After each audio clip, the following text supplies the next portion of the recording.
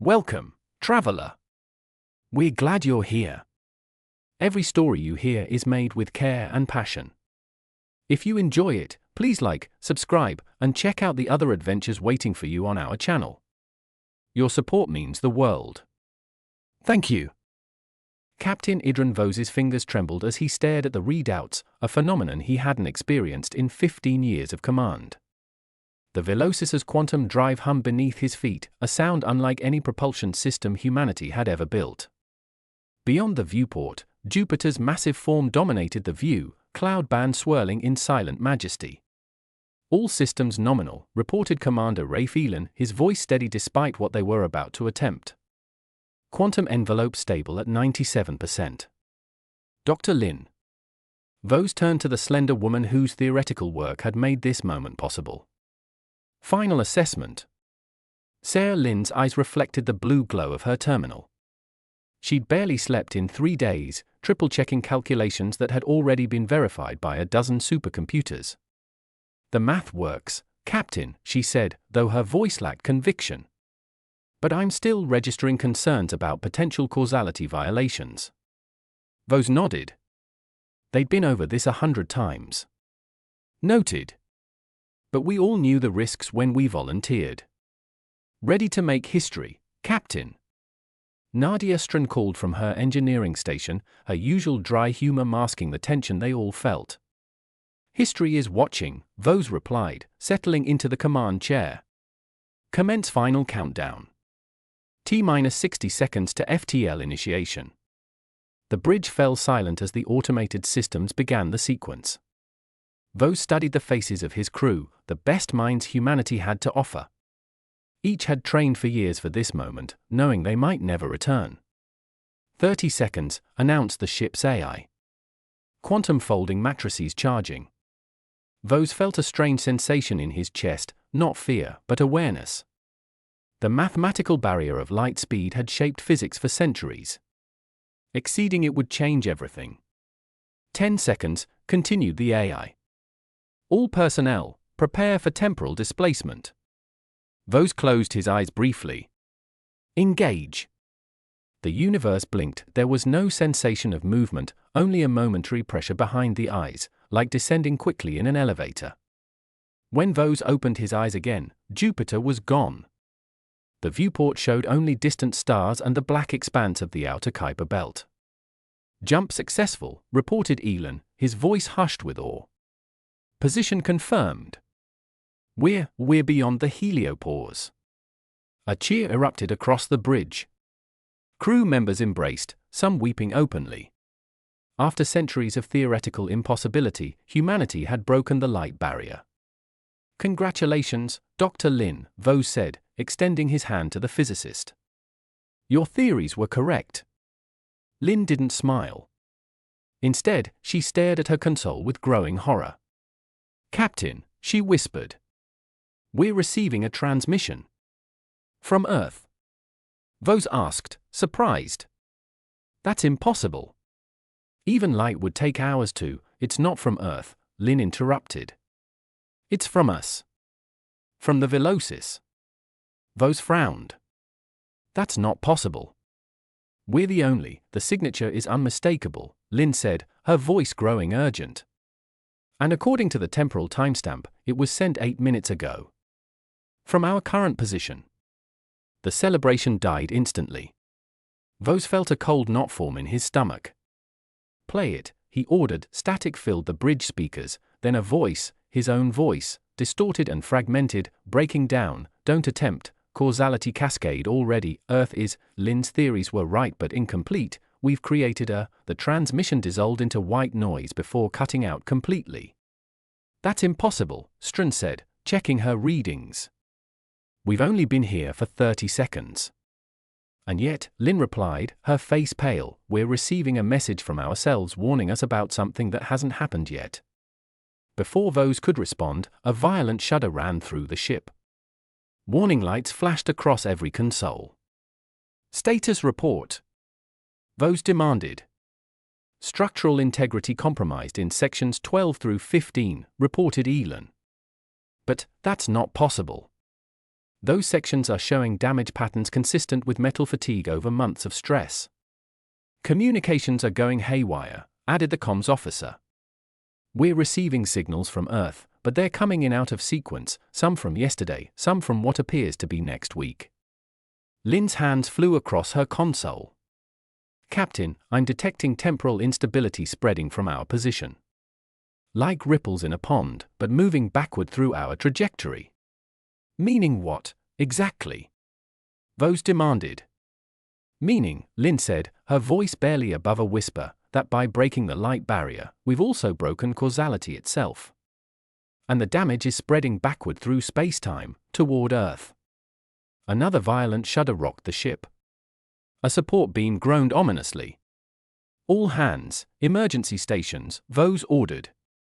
Stran, get damage control teams to sections 12 through 15. Elon, secure all critical systems. Lynn, I need options. As the crew scrambled to respond, Vos stared at the star field outside. They had achieved mankind's greatest dream, and possibly triggered its extinction in the same moment. 8 hours after the jump, the Velocis had descended into organized chaos. Vos moved through corridors where time itself seemed to fluctuate. In one section, coffee spilled from a cup hung suspended in midair. In another, maintenance panels opened and closed without anyone touching them. Captain! Kellen Ori, the EVA specialist, intercepted him. We've got a situation on the hull. The quantum shielding is breaking down. Show me, Vos ordered, following Ori to a viewport. Outside, the ship's sleek titanium ceramic hull was flickering, parts of it appearing transparent, then solid again, like a faulty hologram. It's phase shifting, Ori explained. I've never seen anything like it. It's like different sections of the ship exist in slightly different timeframes. Can you repair it? Ori hesitated. I can try, but there's another problem. When I'm out there, I'm experiencing precognition. I see things seconds before they happen. It's disorienting. Vos nodded grimly. Do your best. We need that hull intact. In the main science lab, he found Lynn surrounded by holographic equations that twisted and reformed in real time. Please tell me you have something, Vos said, not bothering with pleasantries. Lynn looked up, her eyes bloodshot from lack of sleep. I've confirmed my initial theory. The FTL jump created a causality violation. By arriving at our destination before the light from our departure could reach it, we've created a paradox. And that's causing all this? Vos gestured at a nearby monitor showing a crewman trying to walk through a corridor where gravity reversed direction every few seconds. It's worse than that, Lynn replied. The paradox is spreading backward through spacetime, following our trajectory. Look! She pulled up a visualization of the solar system. Earth, Mars, the asteroid belt, and Jupiter were all surrounded by a swirling distortion that seemed to pulse and grow. We're receiving reports from colonies and stations throughout the system, Lynn continued. Temporal anomalies are appearing everywhere. On Earth, some regions are experiencing time at different rates than others. The Moon colony reported that they watched yesterday's shuttle launch 3 times. How do we stop it? Vos demanded. Lynn's face hardened. I'm working on a solution, but it's theoretical. We need to create a temporal convergence pulse, essentially, a counter-paradox that would force all these branching timelines to resolve into a single, coherent thread. What's the catch? Vos asked, knowing there had to be one. The catch is that when timelines converge, only one version of events survives. The others cease to exist, including the people in them. Vos felt the weight of command pressed down on him like never before. Are you saying we have to choose which version of reality survives? I'm saying we have to choose whether reality survives at all, Lynn answered. Because if these paradoxes continue to multiply, eventually the fabric of spacetime will tear completely, and everything, past, present, and future, will collapse. Before Vos could respond, the ship's emergency sirens blared. Elon's voice came over the comm, Captain to the bridge, immediately. We've got a situation. When Vos reached the bridge, a new nightmare awaited. The main view screen showed an impossible sight, Earth, but fractured like a broken mirror, with different versions of the planet's surface visible in each fragment. What am I looking at? Vos demanded. Temporal imaging from our long-range sensors, Elon explained. We're seeing multiple versions of Earth from different points in its timeline, past, present, and possible futures, all existing simultaneously. How is this possible? Vos asked, though he already knew the answer. The causality ripples have reached Earth, Lin said, entering the bridge behind him. Time is breaking down there. Different regions are experiencing different temporal flows. We've lost contact with Lunar Base, reported the communications officer. And the last message from Mars Colony was. She hesitated. Sir, according to the timestamp, it was sent 3 days from now. Incoming transmission from Earth, Elon announced. Multiple sources, overlapping. The view screen flickered, showing a man in a space agency uniform, his image stuttering and fragmenting. Velocis, this is Earth Command. We're experiencing catastrophic temporal destabilization. Cities are disappearing, reappearing. Weather patterns from different centuries are overlapping. We've lost Beijing entirely, it's just gone. The image shifted to a woman in similar uniform, but her office appeared different. Velocis, this is Director Quan. Your mission was a success. The data you sent back has allowed us to prevent the temporal cascade. Return to Jupiter Station immediately. Another shift, an older man in military uniform. Captain Vos, you are ordered to self-destruct the Velocis. The temporal anomalies are spreading from your position. I repeat, you must. The transmission dissolved into static. Those can't all be real, Vos said, turning to Lin. Some must be from timelines that don't exist yet, or never will.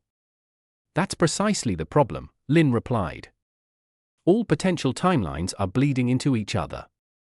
They're all real, and none of them are. Earth is experiencing temporal chaos. We need to implement your convergence pulse, Vos decided. How soon can it be ready? Lin hesitated.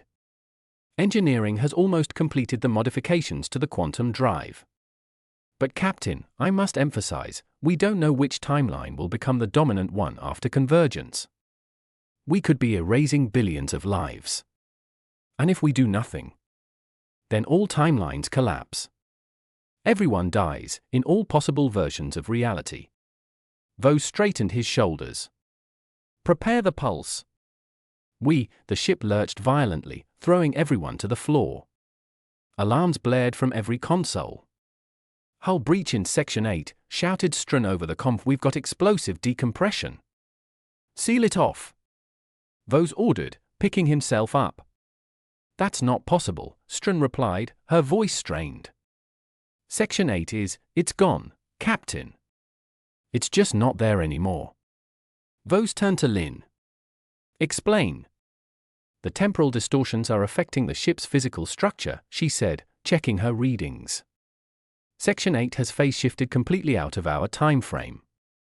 Are there personnel in that section? Yes, Lin confirmed grimly. 12 crew members. But they're not dead, they're just elsewhere in time.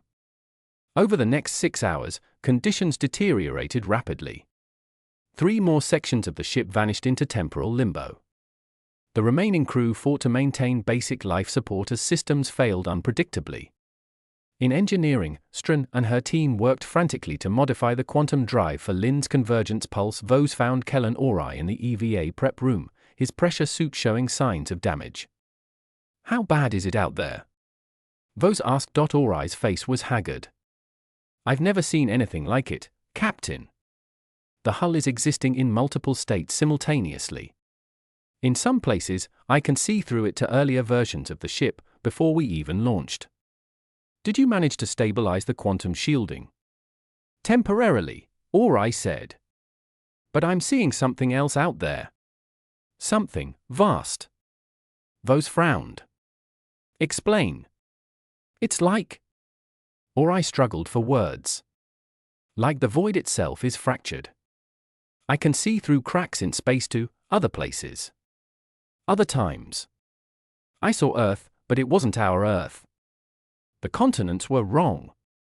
Before Vos could respond, the ship shuddered again. The lights flickered and died, replaced by emergency red lighting. Captain, to the bridge, came Elon's voice over the conf. We've got more problems. On the bridge, chaos reigned. Half the consoles were dark. The other half displayed impossible readings. We're receiving a transmission from Jupiter Station, Elon reported. But Jupiter Station doesn't exist yet. It's not scheduled to be completed for another 3 years. Put it through, Vos ordered. The view screen showed a woman in an unfamiliar uniform. Velocis, this is Commander Trevino of Jupiter Station. We've detected your quantum signature. You are ordered to abort your mission immediately. Repeat, do not activate the FTL drive. Our scientists have determined it will create a causality cascade that could destroy the solar system. That's a warning from a future that already knows what we did, Lin said quietly. But it's too late. We've already jumped. The ship rocked again, more violently this time. Engineering to bridge. Strun's voice was nearly drowned out by alarms. The quantum drive is destabilizing. We're seeing temporal feedback loops in the core. Can you still generate the convergence pulse? Vos demanded. Yes, but there's a complication, Strun replied. The pulse will collapse all timelines into one, but we don't know which one. And there's a significant chance that the resulting timeline will be one where the Velocis never launched at all. Meaning we would cease to exist, Vos said flatly. Exactly, confirmed Lin. We'd be erased from history. Vos closed his eyes briefly. What's the alternative? Total chronological collapse, Lin answered. The end of everything. Then we have no choice, Vos decided. Prepare to initiate the pulse. Captain, Elon interjected, we're detecting a massive temporal distortion directly ahead. The view screen showed what appeared to be a tear in space itself, a jagged, shifting rift that revealed glimpses of other places, other times. What is that? Vos asked. A convergence point, Lin explained, her voice filled with wonder. A nexus where multiple timelines are already colliding. If we can navigate into it before generating the pulse, we might be able to better control which timeline becomes dominant. Can we reach it? Navigation systems are offline, Elon reported. We'd have to steer manually. I'll do it, or I volunteered. With my precognition, I might be able to anticipate the shifts in the rift. Vos nodded. Make it happen. Everyone else, prepare for convergence pulse on my mark. As Ori took the helm, the ship lurched toward the rift. Outside, space itself seemed to bend and twist. Inside, the crew held on as gravity fluctuated wildly. Engineering reports ready, Elon announced. Convergence pulse charged at maximum capacity. Take us in, Vos ordered. The Velocis plunged into the rift. Reality itself seemed to warp around them. Through the viewport, Vos saw impossible sights, Earth with 3 moons, Mars, green and thriving with oceans, the sun, dim and red, versions of their own ship, some intact, some shattered. We're at the center of the convergence, Lin reported. Ready to initiate pulse on your command. Vos took a deep breath. This is Captain Idran Vos of the Velocis. All hands, brace for temporal convergence. It has been my honor to serve with each of you. He met Lin's eyes across the bridge and nodded. Initiate pulse. Lin pressed her palm against the activation panel. The ship shuddered, then went completely still. A profound silence fell. Through the viewport, Vos watched as the fractured realities seemed to freeze, then begin to collapse inward like a dying star. It's working, Lin whispered. The timelines are converging. Vos felt a strange sensation, as if his body was becoming less substantial. He looked down and could see the deck through his hand. It seems we're not part of the dominant timeline, he said calmly. Around him, the bridge crew was experiencing the same effect. They were fading, becoming transparent. At least we saved Earth, Elon said, his voice echoing strangely. The convergence accelerated. The rift outside collapsed entirely, leaving only normal space. The last thing Vos saw before his consciousness dissolved was stars, unchanged, eternal, indifferent to the temporal chaos that had nearly destroyed everything. And then, impossibly, he was standing on a launch platform, staring up at the gleaming hull of the Velocis. The ship was intact, undamaged, still docked at Jupiter Station. "Captain!" A voice beside him made him turn. It was Lin, looking as confused as he felt. "What just happened?" "We were in the rift, and then, we're back," Vos said, looking around in astonishment. Before the launch. Nearby stood Idran, Elon, and Ori, all looking equally disoriented. "The convergence pulse," Lin said, checking her datapad. "According to this, we haven't launched yet. The mission is scheduled for tomorrow." "But we remember everything," Elon said. "How is that possible if it never happened?" Before anyone could respond, alarms blared throughout the station. Red emergency lights began flashing. "What now?" Vos demanded of a passing technician. "Quantum anomaly detected," the technician replied urgently. "A ship just appeared in orbit, out of nowhere. And you're not going to believe this, but it's registering as the Velocis." Vos and Lin exchanged shocked glances. "That's not possible," Lin whispered. Unless what?" Vos pressed. "Unless the convergence didn't fully resolve," Lin theorized. "What if instead of collapsing all timelines into one, it created a temporal duplicate? A second Velocis from a timeline where we already launched. We need to get up there," Vos ordered. "Now." 3 hours later, Vos stood in the docking bay as the airlock cycled open. The ship beyond was indeed the Velocis, or a version of it. Its hull showed battle scars and temporal damage that his own ship, still safely docked, did not have the airlock opened, revealing a figure in a pressure suit. The figure removed its helmet to reveal Vos's own face, older, lined with exhaustion, but unmistakably him. "Captain Vos," said his duplicate. "We need to talk." In the conference room, the two crews faced each other across the table, identical pairs, each staring at their temporal twins with varying degrees of shock and suspicion. "Let me understand this," Vos said to his counterpart. "You're from a timeline where the launch proceeded as planned. You experienced the temporal cascade, entered the rift, and initiated the convergence pulse." "Correct," the other Vos confirmed. "But instead of resolving all timelines into one, it created a paradox. We returned to find ourselves, you are still here, about to launch. Which means," Lin interjected, "that if your ship launches as scheduled tomorrow, the entire cascade will happen again." "Precisely," the other Lin confirmed. "We've created a temporal loop. And each iteration will only make the paradoxes worse." "So what's the solution?" Vos asked. His duplicate's face hardened. "There can't be two versions of us. Two Velocis ships. The timeline won't allow it." "You're suggesting one version has to go," Elon said, understanding immediately. "Cease to exist." "I'm volunteering," the other Vos said firmly. "My crew and I. We've seen what happens if we proceed with the launch. We've lived through the horror of watching reality tear itself apart." "What are you proposing?" Vos asked, though he already knew. "Self-termination," his duplicate replied without hesitation. "One by one. My crew first, then me. The timeline will stabilize once there's only one version of each of us." Silence fell across the conference room. "There has to be another way," Idran protested. "We've run the calculations," the other Lin said quietly. "There isn't. This is the only path that doesn't end in universal destruction." "How can you be certain this will work?" Vos asked. "We can't," admitted his duplicate. "But we've already watched Earth fracture once. We can't risk it happening again." The decision was made. In a solemn ceremony, the crew of the damaged Velocis recorded final messages for their families, though none would ever understand the sacrifice being made.